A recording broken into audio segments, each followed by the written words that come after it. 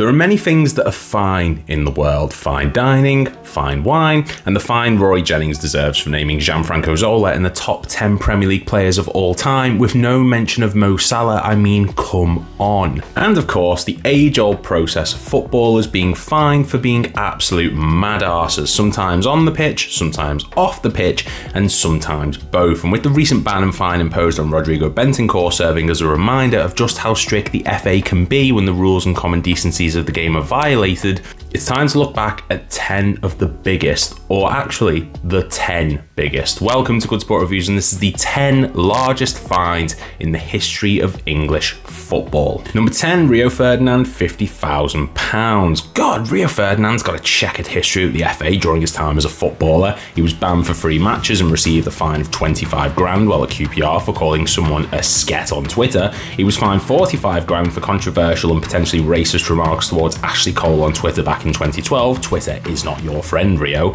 And of course, there was the most famous of these indiscretions with him back in 2003, when instead of attending a scheduled drug test at Carrington, the then most expensive defender in the world decided to go shopping instead, a mistake we are all guilty of. After realising he'd done the equivalent of going for a Greggs instead of attending a family member's funeral, the man murked himself in the foot by rushing to the training ground, only to find out it was too late and was met with disciplinary action instead, despite taking the test later on and actually passing just to add Twitter insult to injury. The defender was given not only an 8-match ban, which I mean, f*** me running, but he was also given a £50,000 fine, meaning he'd missed the rest of the 2003-04 season and the 2004 Euros, whilst also missing out on what Kylian Mbappe makes in a day. That last part serves no point to the story, but if there was ever a statement to make you lose faith in humanity, it's that one. Number 9, Ivan Toney, £50,000. Between February 2017 and January 2021, a lot of things happened. Bayern Munich won the sextuple, Liverpool won the Premier League despite the best efforts of the stressed out piece of spam that is David Coote. Some say he's more of a Coke man than a Pepsi man. If you know, you know. And Ivan Toney breached 262 of the FA's betting rules and regulations in an act which split the internet right down the middle, with many people debating if a sport which promotes gambling, like Burger King promotes Whoppers, should be so shocked that a footballer with more money than God was found to be betting on said sport. Well, the FA certainly was shocked and placed an 8-month ban on the then Brentford striker, as well as a 50 grand fine, matching the punishment put on Ferdinand 20 years earlier. Now, on one hand, some of the bets were regarding his own team, with him making the bold play to bet that his side would lose when he knew he wasn't going to be in the matchday squad, and on the other hand, he also bet on himself to score during several Brentford matches, and if that isn't a level of self-motivation that we all need from time to time, then I don't know what is. It was later revealed that Ivan Toney was diagnosed with gambling addiction and had to attend therapy sessions in order to address this issue head on, and it's great to see him back playing football and clearly much better following these revelations. Number 8, Benoit Assou-Ekotto, £50,000. I mean, when you don't like football, then I suppose you don't really care what you say or do, much is the way former Tottenham and QPR left-back Benoit Assou-Ekotto viewed the world, with him stating in multiple interviews that football was just a job and a means to an end for him and his family, a crime not seen since the days of Genghis Khan. Taking blasphemy to one side, though, Assou-Ekotto has always been very vocal in the public eye, discussing how players shouldn't play for loyalty and should instead be playing for bigger paychecks, refusing to eat pre-planned match meals, instead eating a croissant and a packet of crisp, as well as a hot chocolate and a Coke. Somewhere David's ears have just perked up. And of course, the famous Twitter incident in 2014, where he showed support towards Premier League legend Nicolas Anelka following his famous and controversial quenelle celebration during West Brom's field draw with West Ham on the 28th of December 2013, and oh, we will get to that.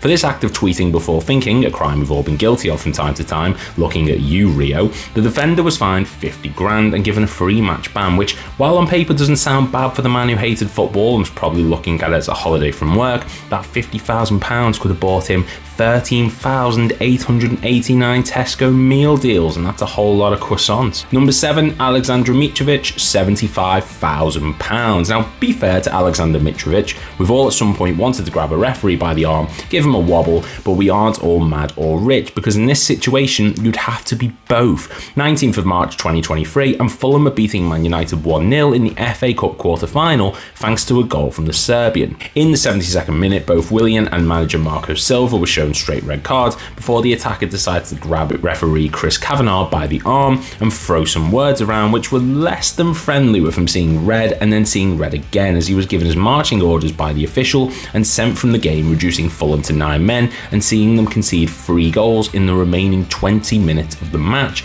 costing them an FA Cup semi-final spot. Now, for this act of bullish mentality, Mitrovic was handed not only an 8-match ban, but he was also handed a fine of £75,000. I'm not going to make this a major issue or spend too long dwelling on this, and footballers absolutely should not show any physical intimidation towards match officials, but when you have people verbally abusing people for topics that we're not going to get into and receiving far smaller fines than someone for grabbing a referee's arm, then it's clear that the league has got their priorities backwards.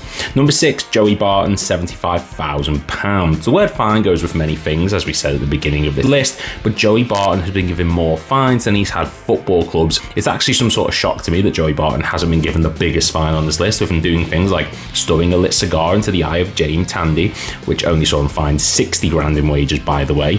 Clearly not as big of an issue as Mitrovic grabbing a referee, but I digress. Seeing him fight a 15-year-old Everton fan in a Bangkok hotel and being fined 8 weeks' wages for gross misconduct, and of course the incident which puts him at number 6 on this list, getting into a fight with the Saudi government, aka Manchester City, because they're basically the same thing.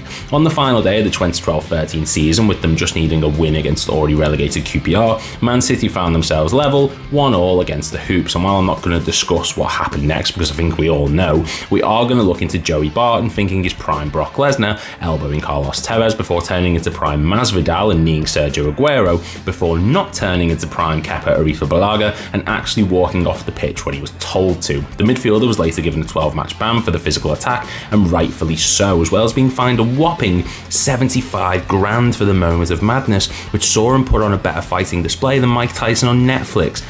Maybe he might have thought they were all women. I just don't know. Number 5, Nicolas Anelka, £80,000. Go back to entry number 8, and I mentioned how a certain 3-3 draw between West Brom and West Ham led to events which saw Benoit Assou-Ekotto get banned and fined back in 2014. Well, we've reached the point to talk about it and look at why this gesture was being used by the former Arsenal, Chelsea and Real Madrid striker led to widespread controversy across the English footballing landscape.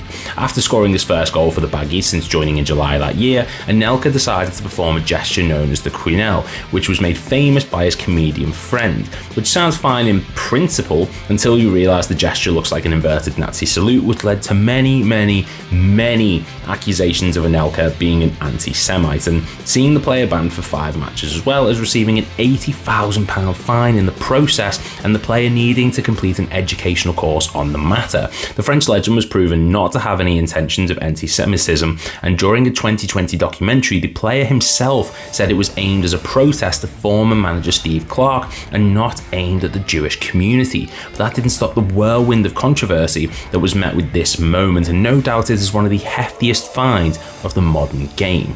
Number 4, Ashley Cole, £90,000. Twitter is like the guy from To Catch a Predator, but for footballers. I just want to make it clear, I'm not saying anyone's a predator, of course, not here to make allegations or anything like that, but it's just caught out so many people in the past giving out and receiving a massive slap on the wrist in the form of a fine. Case in point, the day the AC got a little too hot and decided to call those sensitive souls known as the FA a bunch of following them releasing their reasons from an independent commission finding John Terry guilty of racially abusing Anton Ferdinand, calling into question the validity of Ashley Cole's recollection of the events. Now, yes, John Terry was guilty, and we will get to that shortly, but a £90,000 fine for someone calling you a bloody hell, what do those letters stand for? FA feeling attacked? Who knows? Cole later apologised for the incident, saying he was emotional, needed to get the anger out somehow, and I guess taking to Twitter was the way to do it. The FA really don't take anything lying down, do they? And speaking of, number 3, Virgil van Dijk, £100,000. It was 100 grand. 100 grand! We've got Joey Barton assaulting footballers on the pitch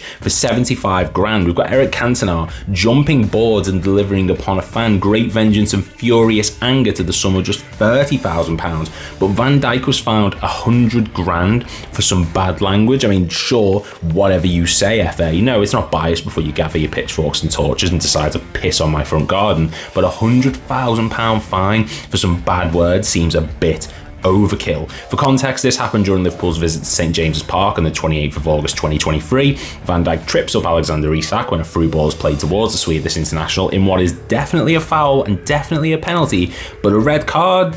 That's up for debate. What isn't up for debate though was the tirade of the defender, with a bunch of verbal abuse coming from the Red skipper towards the match officials, which was described as abusive and insulting, with this level of anger towards the officials being simply not accepted, and nothing proved this more than when he received the fine of 100 grand and would receive an extra match ban on top of the free he received for the red card, making his fine the third largest in the history of the FA. Number 2, Roy Keane, £150,000. The next two are probably the most well known on the list, but Jesus, Mary and Joseph, they certainly need discussing further, starting off with Roy Keane, who was fined 150 grand in April 2001 when he decided to execute a biblical level of vengeance against the father of the Terminator, Alf Inge Haaland. Time for some context. So, back when Haaland was playing for Leeds in 1997, the midfielder tripped over Roy Keane's leg and decided to share his deepest thoughts with the Irishman while he was on the floor. Fast forward 3.5 years later to the day in question,